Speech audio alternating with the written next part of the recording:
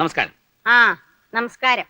Mister ശിവന്റെ അമ്മ, തൃക്കുന്നത്തെ ഭഗീരഥി അമ്മ. മനസ്സിലായില്ലല്ലോ?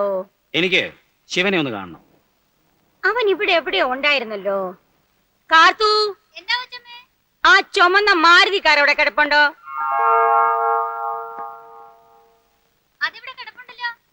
നീല അംബാസിഡറോ? ആ, എന്നാ അവൻ ടൗണിൽ പോയതാവൂല, ഇവിടെ അടുത്തെങ്ങാനും പോയതായിരിക്കും. ഇരിക്കൂ.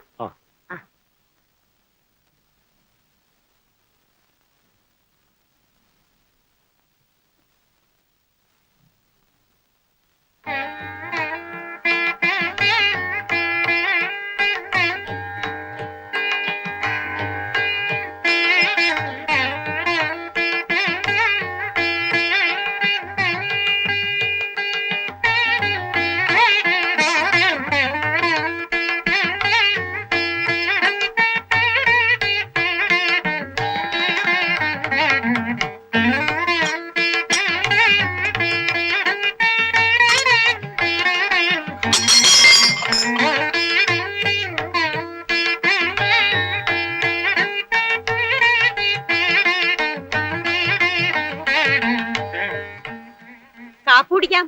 ഓ, നല്ല കാഫലമുള്ള തെങ്ങാണല്ലോ. പിന്നെ നല്ല ഒന്നാന്തരം മണ്ണല്ലേ ഇവിടെ. പറഞ്ഞിട്ട് എന്താ കാര്യം? നോക്കി നടത്താൻ ഞങ്ങൾ രണ്ടാളല്ലേ ഉള്ളൂ ഇവിടെ. 30 ഏക്കറയാ ഭൂമി, അത് മുഴുവനും തെങ്ങ്. നെല്ലാണെങ്കി അത് ഒരു വശത്ത്. അങ്ങനെ ഒരു നിലയ്ക്ക് നോക്കിയാ സ്വത്തും മുതലൊന്നും അത് ഇല്ലാത്ത നല്ലത്. കാപ്പുടിക്കാൻ വരൂ.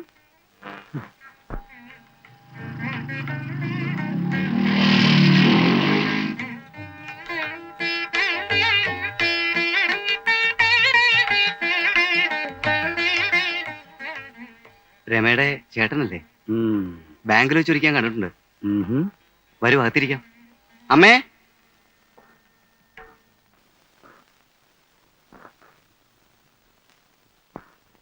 എല്ലാ വശങ്ങളും സൂക്ഷ്മമായി ഞാൻ അന്വേഷിച്ചു. ഏക്കർ കണക്കിന് ഉഗ്രം വീട്. അധികം ആലോചിക്കാനൊന്നുമില്ല അച്ഛാ, നമുക്കിതങ്ങ് ഉറപ്പിക്കാം. നല്ലതുപോലെ സാഹിത്യവാസനയും ഉണ്ട്. ഈ കല്യാണം നടന്നാലും ഇല്ലെങ്കിലും അഭിനയവേദിയുടെ അടുത്ത നാടകത്തിന് പാട്ടെഴുതുന്നത് ശിവനായിരിക്കും. ചുമ്മാരടാ. അപ്പൊ ഞാൻ മുരളിക്ക് കൊടുത്ത വാക്ക് തെറ്റിക്കുന്നതിൽ ആർക്കും ഒരു വിഷമവും. എന്ന് വെച്ചാ പെണ്ണിന് ഇഷ്ടമുണ്ടേ അച്ഛാ. ഒരു സമാധാനം ഉള്ളത് അവള് കണ്ട അലവലാദികളൊന്നും കയറി പ്രേമിച്ചില്ലല്ലോ എന്ന്. അല്ല, അങ്ങനെ ഉണ്ടാകുകയില്ല. ഒന്നുമില്ലേലും അവൾ എന്റെ പെങ്ങളല്ലേ.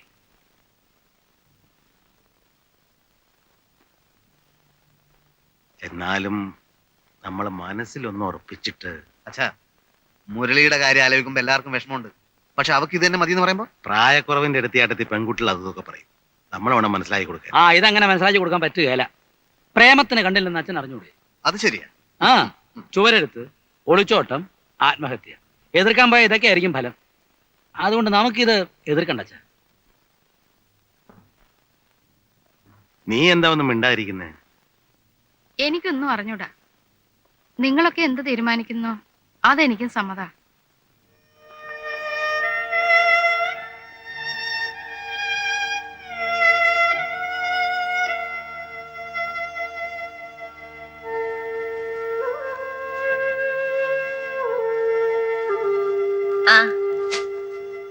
ഞാൻ മുരളി അങ്ങോട്ട് അയക്കാതിരിക്കുന്നു. രമയുടെ ജാതകക്കുറിപ്പൊന്ന് വാങ്ങാനാ. പണിക്കര് പറഞ്ഞ് നാളെ കിട്ടിയിരുന്നെങ്കിൽ നല്ലൊരു മുഹൂർത്തം നോക്കി വെക്കാമായിരുന്നെന്ന്. ഞാനും അക്കാര്യത്തെ പറ്റി പറയാനാ ഇങ്ങോട്ട് വന്നേ. മുരളി,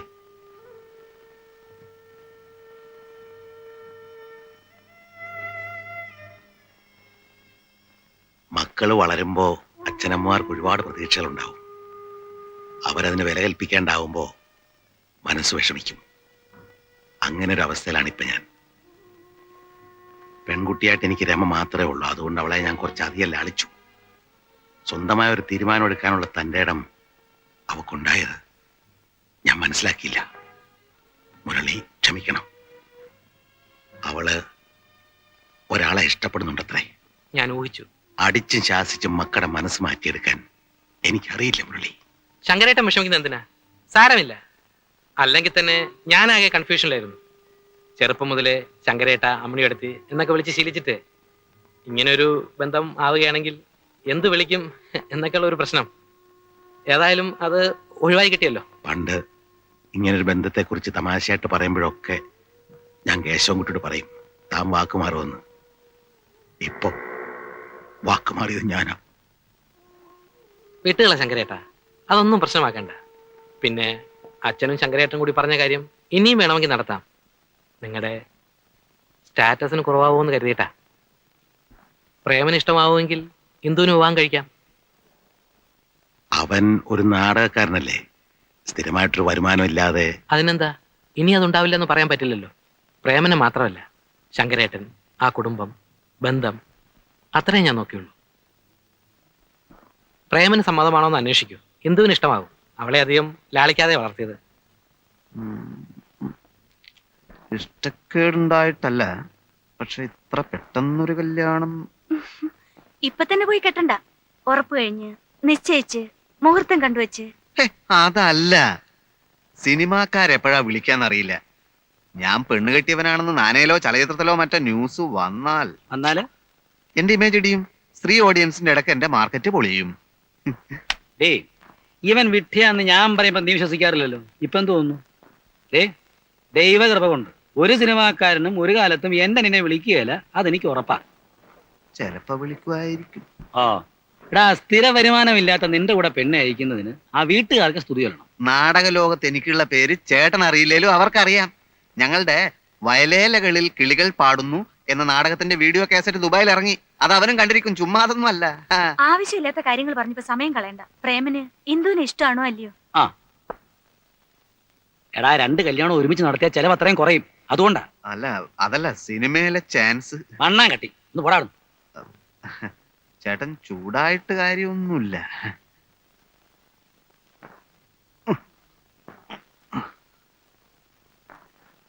കെട്ടിക്കളിയല്ലേ, പ്രായവും കടന്നു പോകുന്നു.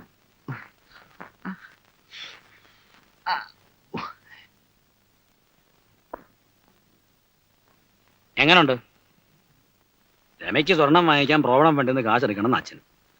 ആ വേലാതി കിടയിലാ അവൻ ഒരു ഇളിഞ്ഞ പോസ് കാണിക്കല്. പണം എടുക്കാതെ ഒക്കൂ. ബാങ്ക് ഉദ്യോഗസ്ഥന്റെ പെങ്ങളാവുമ്പോ അല്ല, അതിന്റെ ഒരു വെയിറ്റിൽ വേണമല്ലോ രമയെ പന്തലേക്ക് ഇറക്കാൻ. ക്ലാസ്സിങ് നല്ല പാർട്ടിയാ. വാ മുന്നോട്ട് പോവാം. അവിടെ നമ്മുടെ മുറി. എന്തേ? വീട്ടിൽ നിന്ന് ഞാൻ ആദ്യമായിട്ട് അകന്ന് നിൽക്കുന്നത്. അതുകൊണ്ടെന്താ? അല്ല, അവിടെ കൊണ്ടാക്കണോ? അല്ലെങ്കിൽ തന്നെ എനിക്ക് അങ്ങോട്ട് വരാൻ പേടിയാ. ഞാൻ വലിയ മഹാകവിയാണെന്ന് ധരിച്ചു വെച്ചിരിക്കുക തന്റെ ചേട്ടൻ, നടൻ. മഹാകവിയോ? ആ, അന്ന് അങ്ങേര് എന്നെ കാണാൻ കോളേജ് വന്നപ്പോ രക്ഷപ്പെടാൻ വേണ്ടി ഞാനൊരു ബുദ്ധി കളിച്ചു, ഒരു കവിതയും കാച്ചി. അല്ലെങ്കിൽ റോട്ടി വെച്ച അന്ന് ഞാൻ തല്ലുകൊണ്ടേനെ. ഇന്ന് കല്യാണ തിരക്കിനിടയ്ക്ക് എന്നോട് പറയാ അവരുടെ അടുത്ത നാടകത്തിന് ഒരു പാട്ട് എഴുതി കൊടുക്കാൻ. എന്നോട് നീ ഇവിടെ ഒന്ന് നിൽക്കണോ? അപ്പുറത്തോട്ട് ചെല്ലേ, അവിടെ 100 കൂട്ടം പണിയുണ്ട്. മോളെ, ഇവര് പുറപ്പെടുകയാത്രേ. കേട്ടോ ശാരദേ, ഈ കുട്ടിയ എന്റെ മരുമകളായിട്ട് വരാൻ പോകുന്നു പറഞ്ഞപ്പോ പലരും ചോദിച്ചു, എന്താ ഭഗീരഥമ്മേ നിങ്ങൾക്ക് വേറെ ഒരു ബന്ധവും കിട്ടിയില്ലെന്ന്. കാര്യം സ്വത്ത് കുറച്ച് കുറവായിരിക്കും. ആയിക്കോട്ടെ, അവന്റെ ഇഷ്ടമല്ലേ ഞാൻ നോക്കേണ്ടത്.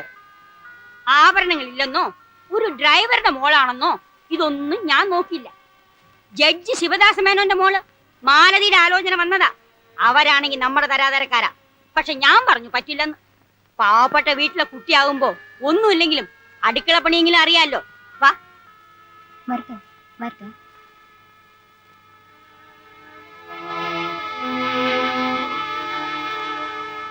എഴുതിയോ? കൊല്ലേക്കാടൻ കുട്ടപ്പൻ 1 2 3 30 രൂപ. മാട്ടാത്തൊടി രാജൻ 50 രൂപ.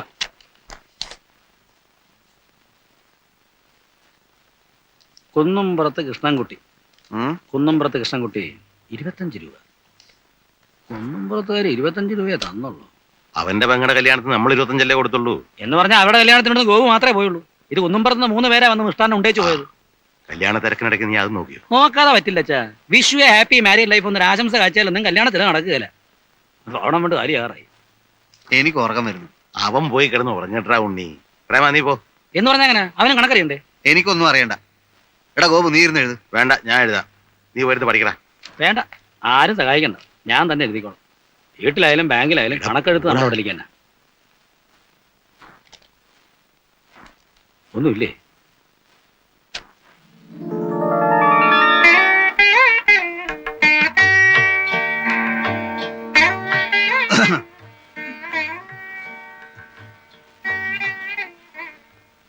ഭാവനക്കാരുടെ ലിസ്റ്റ് എടുപ്പായിരുന്നു.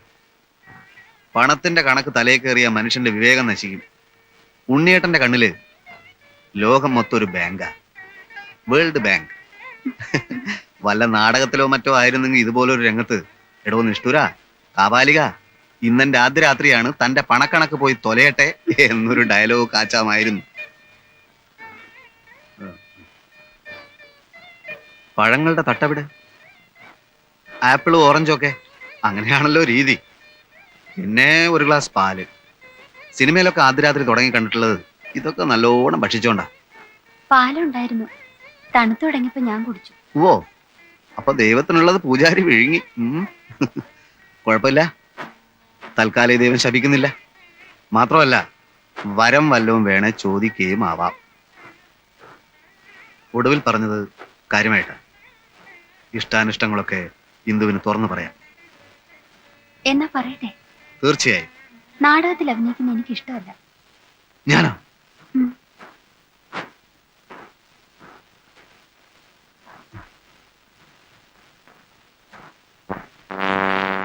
ആദ്യ രംഗത്ത് തന്നെ ആന്റി ക്ലൈമാക്സ് വേണോ എന്റെ ഭഗവാനെ?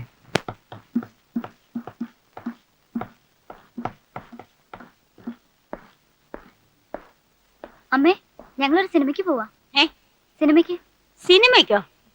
ഇന്ന് എന്താ ആഴ്ച? ഞായറാഴ്ച. എടാ, ഞായറാഴ്ച ആരെങ്കിലും സിനിമയ്ക്ക് പോവോ? ഞായറാഴ്ച സിനിമയ്ക്ക് മുടക്കൊന്നുമില്ലല്ലോ. അതല്ല മോളെ, ഭയങ്കര തിരക്കായിരിക്കും. ആ തിരക്കിനിടയിൽ ക്യൂ നിൽക്കാനും ടിക്കറ്റ് എടുക്കാനും എന്റെ മരുമകള് ബുദ്ധിമുട്ടുന്നത് എനിക്ക് സഹിക്കില്ല. നിങ്ങൾ നാളെ പൊയ്ക്കോ, വേണമെങ്കിൽ അമ്മയും വരാം. എന്നാ പിന്നെ നമുക്ക് നാളെ പോവാം. ആ, നാളെ ഉച്ച കഴിഞ്ഞ് മാറ്റിക്ക് 3 ടിക്കറ്റ് ബുക്ക് ചെയ്യും. ചെല്.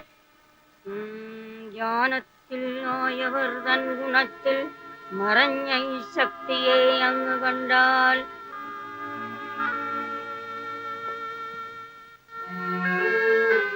നാളെ നമുക്ക് ഒരു ടെൻഷൻ ഇല്ലാതെ സിനിമയ്ക്ക് പോവാം കേട്ടോ. വേണ്ട, ഞാനില്ല. അമ്മയും മോനും കൂടെ പോയി കണ്ടാ മതി. അയ്യേ, എന്താ ഇത്? അമ്മ നമ്മളോടുള്ള സ്നേഹം കൊണ്ട് പറഞ്ഞല്ലേ? അത് എനിക്കൂടെ തോന്നണ്ടേ? കോംപ്ലക്സാ. മരുമോൾ വന്നപ്പോ മോന്റെ സ്നേഹം കുറഞ്ഞു പോകുന്നുള്ള പേടി. ദേ, പറഞ്ഞു പറഞ്ഞ് കാട് കയറണ്ട. തൽക്കാലം അമ്മ പറയുന്നത് കേട്ട് നടന്നാ മതി. നീ ഇത് മുഴുവനും ഇന്ന് അലക്കാൻ പോവാ? കുറച്ചോടിട്ടൊക്കെ ഞാൻ അലക്കിക്കോളാം. വേണ്ടമ്മേ, ഒറ്റ അലക്കിന് തീർന്ന അതാ സുഖം. അച്ഛനെ ഷർട്ടിങ് വന്ന്. ഓ, ഇത് മുഷിഞ്ഞില്ല മോളെ. ഇന്നലെ ഇതല്ലേ ഇട്ടത്, മുഷിഞ്ഞില്ലേലും സാരമില്ല. എന്റെ ഷർട്ട് മുണ്ടും എടുത്തോട്ടെ. ആ. കണ്ടോ, പഠിക്കുന്നതിനിടയിൽ അവന്റെ ഒരു കാര്യാന്വേഷണം. വായിക്കുന്ന പുസ്തകത്തിൽ ശ്രദ്ധിച്ചു വായിക്കടാ. ഓ, ഈ ചെക്കനെ എത്ര പഠിപ്പിച്ചിട്ടും കാര്യമില്ലെന്നാ എനിക്ക് തോന്നുന്നത്. ഇന്നലെ അവൻ എന്നോട് പറയാന്നേ, അവന് ഡ്രൈവിംഗ് പഠിക്കുന്നതാ ഇഷ്ടംന്ന്. അതിനെന്താ ഇത്ര കുറവ്? നല്ല അന്തസ്സുള്ള ജോലി തന്നെ ഡ്രൈവിങ്. ഒന്ന് പറഞ്ഞ് മനസ്സിലാക്കി കൊടുക്കച്ചാ. പക്ഷെ നിന്നെ പോലെ ബുദ്ധി കുറഞ്ഞവന്മാർക്ക് ആ പണി പറഞ്ഞിട്ടില്ലടാ. നീ പുസ്തകം കാണാപ്പാടം പഠിച്ച് വല്ല ഡോക്ടറോ എഞ്ചിനീയറോ മറ്റോ ആ നോക്ക്. കണ്ടുമുട്ടിയ ആദ്യ നാളുകളിൽ ഞാൻ കരുതി നീ ഒരു മാലാഖയായിരിക്കുമെന്ന്. ദേവി, എനിക്ക് തെറ്റിപ്പോയി. സത്യത്തിൽ നീ ഒരു കാളസർപ്പമായിരുന്നു. കണ്ടുമുട്ടിയ ആദ്യ നാളുകളിൽ ചേച്ചി പറഞ്ഞത് കേട്ടോ, നമ്മളോട് പുറത്തൊക്കെ ഒന്ന് പോയി വരാൻ. വല്ല സിനിമയ്ക്കോ മറ്റോ. അതൊന്നും വേണ്ട. കണ്ടുമുട്ടിയ ആദ്യ നാളുകളിൽ ഞാൻ കരുതി അത് ഇവിടെ ഇപ്പോ നല്ല സിനിമയൊന്നും ഓടുന്നില്ല. നല്ലതോ ചീത്തയൊന്നും കണ്ടാലല്ലേ പറയാൻ പറ്റൂ. ഇപ്പോ ഇവിടെ ഓടിക്കൊണ്ടിരിക്കുന്ന പടങ്ങളുടെ അഭിപ്രായം അറിഞ്ഞുകൊണ്ട് പറഞ്ഞാ ഞാൻ കണ്ടുമുട്ടിയ ആദ്യ. എനിക്ക് ചീത്ത പടം കണ്ടാ മതി. അങ്ങനെ ഇപ്പൊ കാണണ്ട. കൂടെ കൊണ്ടുപോകാൻ ഇഷ്ടമല്ലെന്ന് പറഞ്ഞാ മതി. അതല്ല, സത്യം പറയാലോ, നമ്മൾ ഒന്നിച്ച് പകൽ വെളിച്ചത്തിൽ നടന്നാല് അതെന്റെ ഇമേജിന് സ്വല്പം മോശമാണ്. എന്ന് വെച്ചാൽ എന്റെ ലേഡീസ് ഓഡിയൻസ് അപ്സെറ്റ് ആവും. മോഹൻലാൽ പെണ്ണ് കെട്ടാൻ പോകുന്ന വിവരം അറിഞ്ഞ് അയാളുടെ എത്ര ലേഡീസ് ഫാൻസാ നിരാശപ്പെടുന്നതെന്ന് അറിയുമോ നിനക്ക്? കെട്ടാത്ത നടന്മാരെ ആ ലേഡീസിന് ഇഷ്ടം. ലേഡീസിന് മാത്രമല്ല, എല്ലാവർക്കും. പിന്നെന്തിനാ കിട്ടിയത്? അല്ലെങ്കിൽ നിങ്ങൾ മോഹൻലാലും മമ്മൂട്ടിയൊന്നല്ലോ. ഇപ്പോഴല്ല, നാളെ ചിലപ്പോ ആയിക്കൂടൊന്നില്ലല്ലോ. വടകരയില് ഞങ്ങളുടെ നാടകം കാണാൻ വന്ന സിനിമാ പ്രൊഡ്യൂസർ എന്നെ കനത്ത രീതിയിലൊന്ന് നോട്ടോട്ടിരിക്കുകയാണ്. തമാശയല്ല, ഒരു മഹാൻ പറഞ്ഞത് എന്താണെന്നറിയോ? ഒരു യഥാർത്ഥ കലാകാരന്റെ അമ്മ അവരുടെ 70-ാം വയസ്സിലും ചെരുപ്പില്ലാതെ നടക്കും. അവന്റെ ഭാര്യ പട്ടിണി കിടന്ന് നരകിക്കും.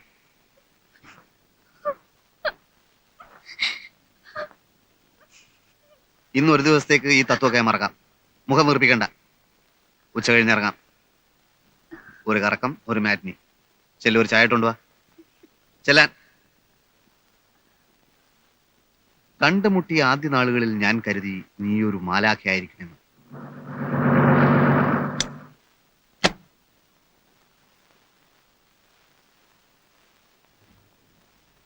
ആവൂ, ഞങ്ങൾ സംശയിച്ചിരിക്കായിരുന്നു. പ്രോഗ്രാം നേരത്തെ പറയാത്തോണ്ട് പ്രേമൻ ഇവിടെ കാണുമെന്ന്. കവിതാലയക്കാരുടെ ഹീറോയിനിക്ക് സുഖമില്ല, അതുകൊണ്ട് പെട്ടെന്ന് നമുക്കൊരു പകരക്കളി വീണ് കിട്ടി. നമുക്ക് പോയിക്കളെ. ആ ഇന്ന് വേണ്ടെന്ന് പറയുന്നേ.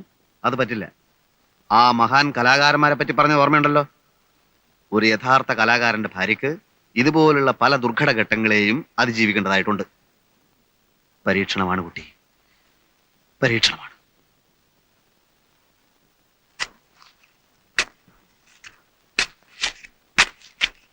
ദേ ഇങ്ങോട്ട് വന്നേ. പറഞ്ഞോ. ഇങ്ങോട്ട് വരുന്നേ. നമ്മുടെ ആശ ദൈവം കേട്ടു എന്നാ തോന്നുന്നേ. നമ്മളെ ഏതാശ? ഗീതയ്ക്ക് വിശേഷം ഉണ്ടോന്നൊരു സംശയം. ആ നിന്നോട് പറഞ്ഞോ? 2-3 ദിവസം മുമ്പ് ഒരു സൂചന തന്നിരുന്നു. ഇപ്പതാ കടുമാങ്ങ ഇട്ട ഭരണിയുടെ കെട്ട് പൊട്ടിച്ചിരിക്കുന്നു.